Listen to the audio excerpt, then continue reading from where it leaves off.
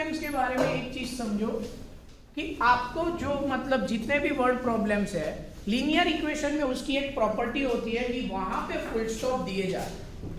हर full stop, हर statement एक equation को lead करता है, यानी वहां जहां फुल स्टॉप आते हैं वहां से एक इक्वेशन बनती है। गुजरात बोर्ड को बैठ के सॉल्व करना हो तो करो। उसके बाद सेकंड थिंग कि आपको वही चीज एज्यूम करनी है जो आपको फाइंड करनी है, यानी पूरा क्वेश्चन पढ़ोगे लास्ट स्टेटमेंट होगा कि find the value of this and value of this, तब आपको वहां पे उसी को ही वेरिएबल सिलेक्ट करना। तीसरी चीज ऑक्सिलरी वर्ब और मेन वर्ब आपके स्टेटमेंट में है, वो आपको क्या बताएंगे, इक्वल टू साइन दिखाएंगे।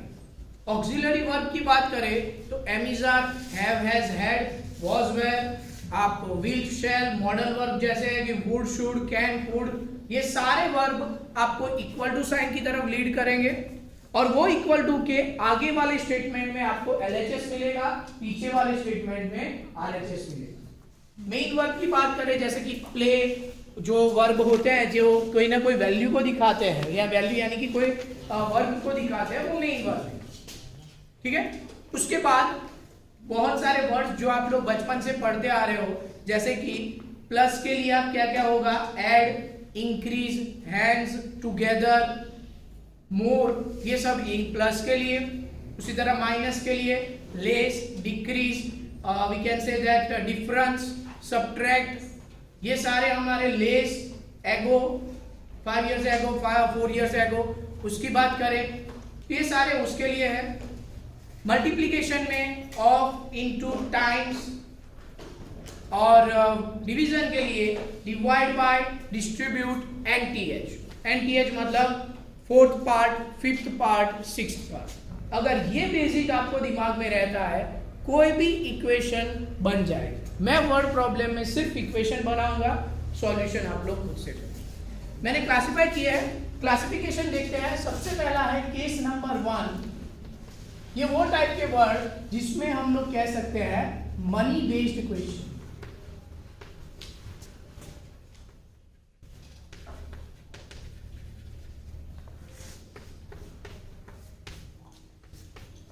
मनी बेस्ड क्वेश्चन की बात करें तो इसमें आपको कौन कौन से आएंगे, एनसीईआरटी एग्जाम्पलर में दिया हुआ परसेंटेज वाला क्वेश्चन वो है प्रॉफिट एंड लॉस, वो हम लोग बाद में करेंगे।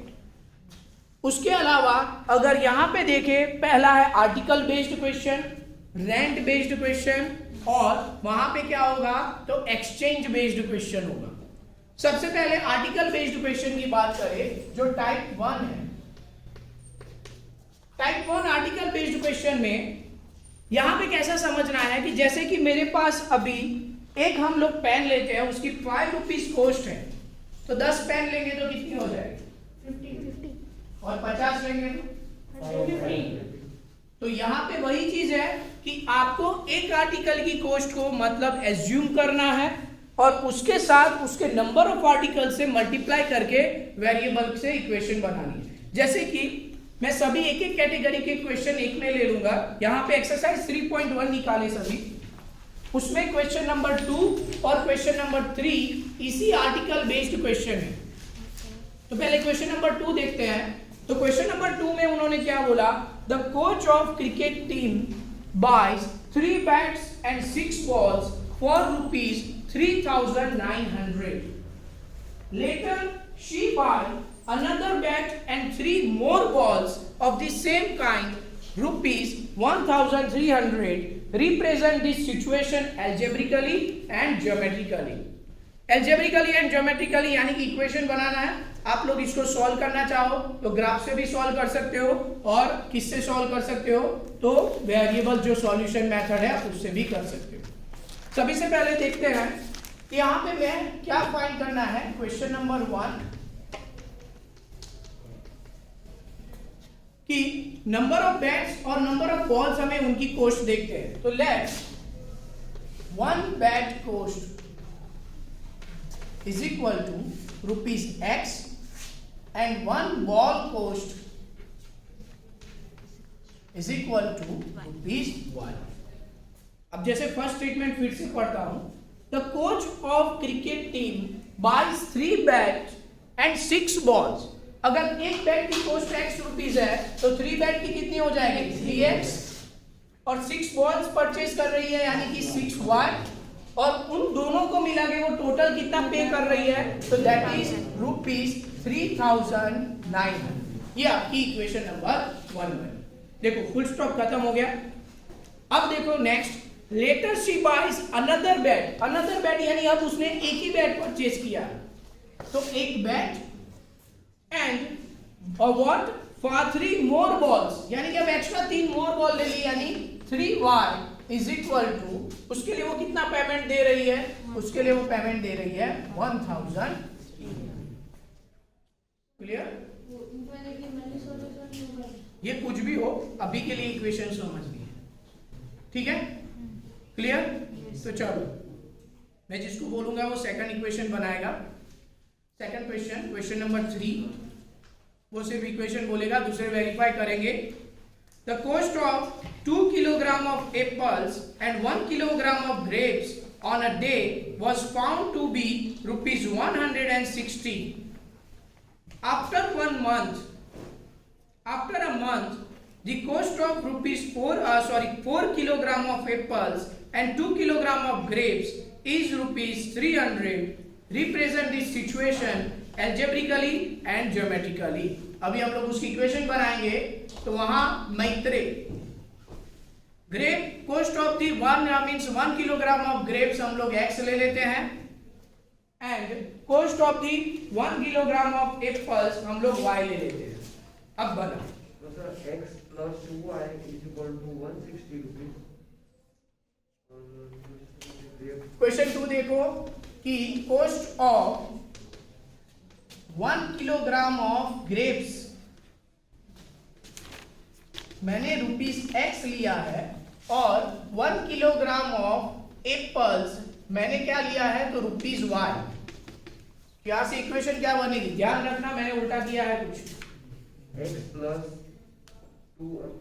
plus 2y is equal to ₹160. Yes, x plus 2y is ₹160। समझ में आ रहा है? Yes, क्योंकि sir. उसने क्या किया, 1 किलोग्राम ऑफ ग्रेप्स है, तो 1 किलोग्राम ऑफ ग्रेप्स है वो कितनी है, x है उसका, और 2 किलोग्राम ऑफ एप्पल्स है वो कितना हो गया, 2y, दोनों को मिला के कितना हो गया 160। Next 2x plus 4y is equal to ₹300. 2x plus 4y is ₹300। Clear? Yes. Now, next, page number 49, question number 1 का सेकंड देखो, उसमें भी अगेन आर्टिकल बेस्ड क्वेश्चन दिया। Pencil cost, 1 pencil cost ₹x ले लेते हैं, और 1 पेन कॉस्ट ₹y ले रहा हूं। बनाओ equation. 5x plus 7y is equal to ₹50. And और 7x plus 5y is equal to 46. Okay, clear? Yes, sir. समझ में आया आर्टिकल बेस्ड? अब देखते हैं नेक्स्ट हमारा टाइप 2। टाइप 2 जो है, यहां पे इसको हम लोग आर्टिकल बेस्ड कहते हैं। अब टाइप 2 है rent based.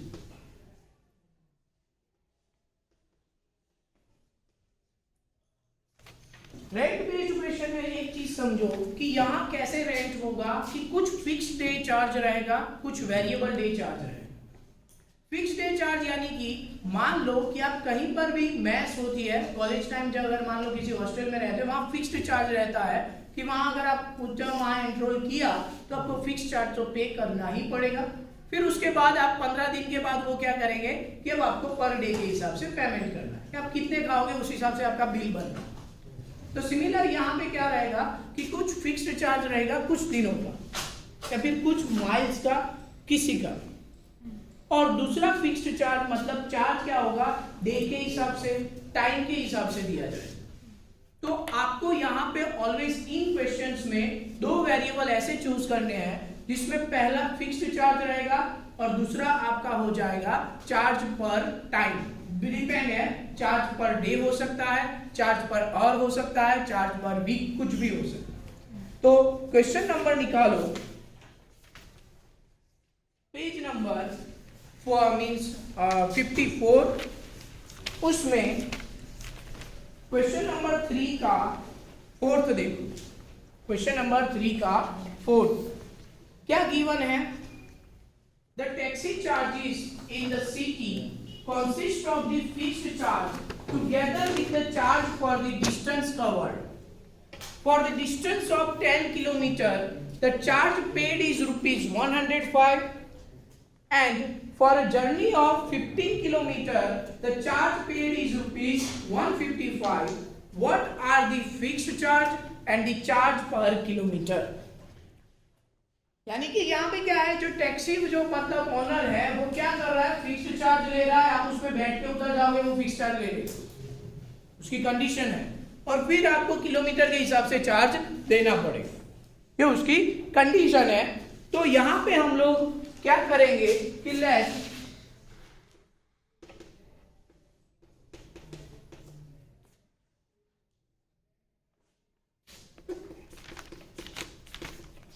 let fixed charge is equal to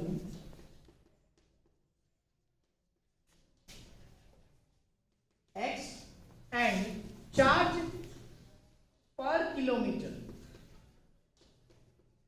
is equal to 1। अब देखो फिर से स्टेटमेंट पढ़ते हैं कि the taxi charges in the city consist of a fixed charge together with the charge for the distance covered. For a distance of 10 km, the charge paid is rupees 105। यानी 10 kilometre के लिए 105 वो पे कर रहा है। उसका मतलब क्या हुआ, पहले तो फिक्स चार्ज तो पे करेगा ही, और पर किलोमीटर के हिसाब से y है, तो इसने कितना ट्रैवल किया है, 10 kilometre. So 10y is equal to 105। Clear?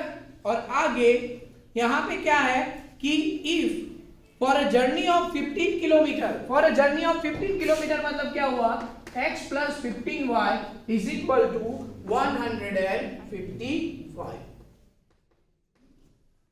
Clear? Yes. Okay. Now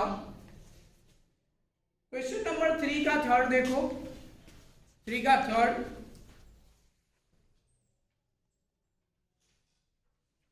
प्रीत 3 का 3rd, प्रीत तो हो गया, मोहक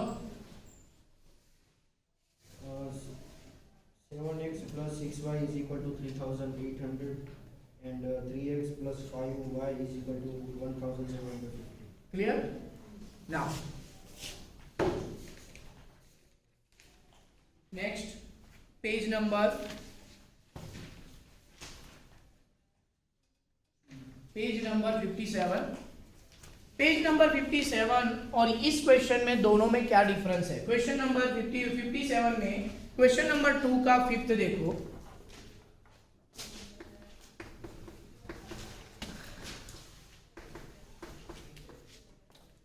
के 5th और इसमें क्या डिफरेंस है वो मैं बताता हूं कि वहां जो चार्ज थे वो कैसे थे कि फिक्स्ड कुछ भी डिस्टेंस के लिए नहीं था।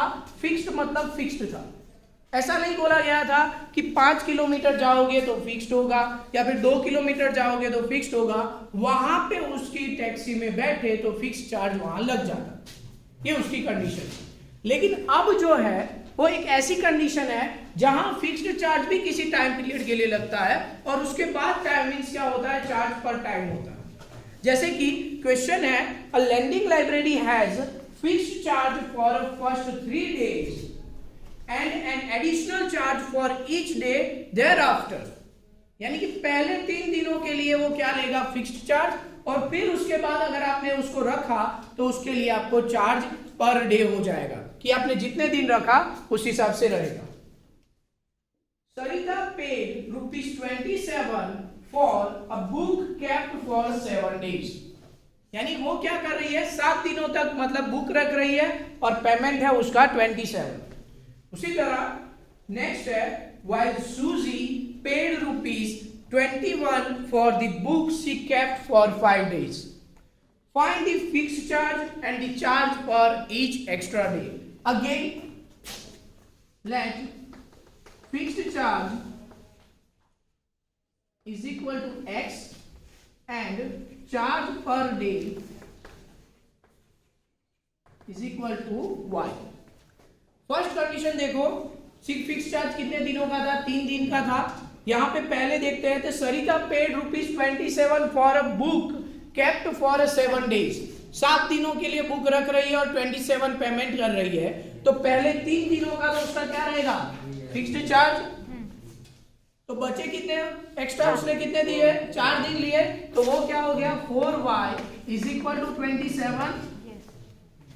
क्लियर? और नेक्स्ट पार्ट में सूजी देखो कि she paid 21 for the book she kept for 5 days, यानी पहले 3 दिनों का x और बाकी बचे कितने? 2। क्लियर? ये हमारा केस 2 था, यानी कि टाइप 2 इसी में ही। अब हम लोग देख लेते हैं टाइप 3।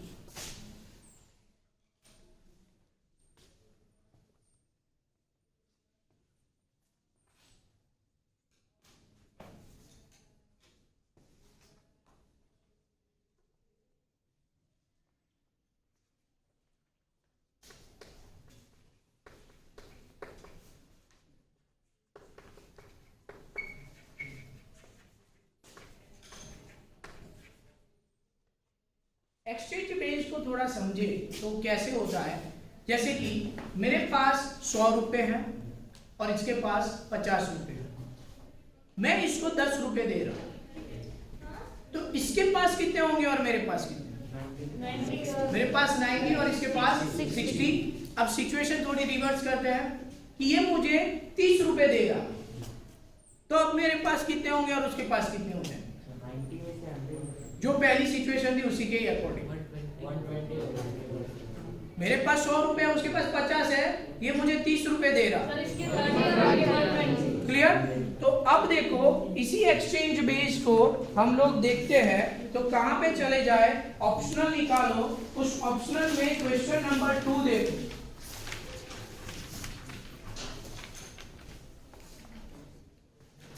एक्सरसाइज 3.7 उसमें क्वेश्चन नंबर 2।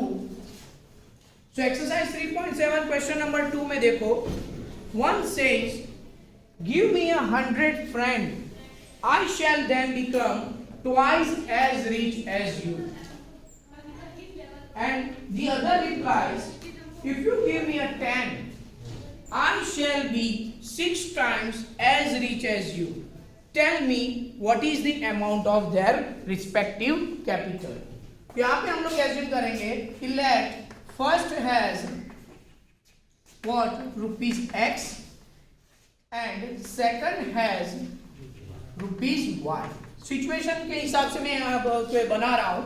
देखो सबसे पहले इसके पास x थे, इसके पास y था। फर्स्ट ने क्या कहा? गिव मी 100, तो इसको 100 दे दिए, तो इसमें से 100 कम करने पड़ेंगे। Clear? Give me 100, then I shall 2 times as rich as you। Clear? समझ में आ? कैसे बनी इक्वेशन? इसको आप सिंप्लीफाई करो और उससे इक्वेशन बनाओ। जैसे कि ये क्या हो जाएगा? x plus 100 is equal to 2y minus 200. So x minus 2y is equal to minus 100 minus 200. तो x minus 2y is equal to क्या हो जाएगा? minus 300. Next situation second time अब बोल कौन रहा है? सेकंड बोल रहा है फर्स्ट को। तो देखो I shall, if you give me a 10, अगर तुम मुझे 10 दे रहे हो तो इसके पास जो 10 थे वो कम हो जाएंगे। Then I will become 6 times as rich as you। Clear? समझ में आया? तो ये हो गया y plus 10 is equal to 6x minus 60. So 6x, ये y इधर जाएगा, तो 6x minus y is equal to 10 plus 60. So 6x minus y is equal to 7. Clear? Yes. ठीक है, यहाँ पे करते हैं, बाकी की क्वेश्चन हम लोग लास्ट वीडियो में। सेकंड में